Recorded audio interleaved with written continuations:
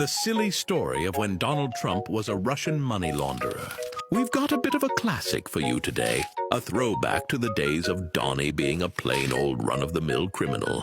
In the late 80s and early 90s, Donald Trump was in complete financial failure. As soon as Donald had control of the Trump Organization, he quickly borrowed, spent, and soon collapsed his father's company. By 1992, he's on the hook for $800 million and is desperately seeking any avenue to make himself solvent.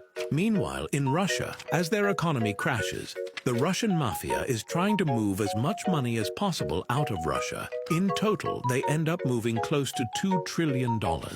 And a very large chunk of that money ends up passing into Donnie's grubby little hands. Trump Tower is one of the few places in America where you can buy a condo anonymously, which, if you're looking to privately launder large sums of money, buying New York real estate and never having to disclose who you are or where your money came from, is just ideal.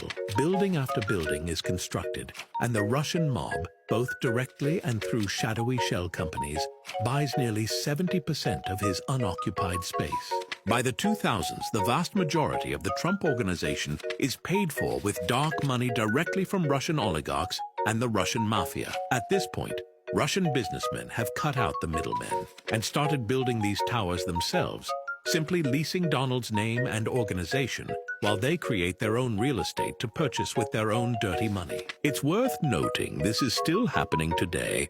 Multiple countries trying to curry favor with Donnie have leased his name to build condos and towers and golf clubs no one will use, just as a means of transferring money into Trump's pockets.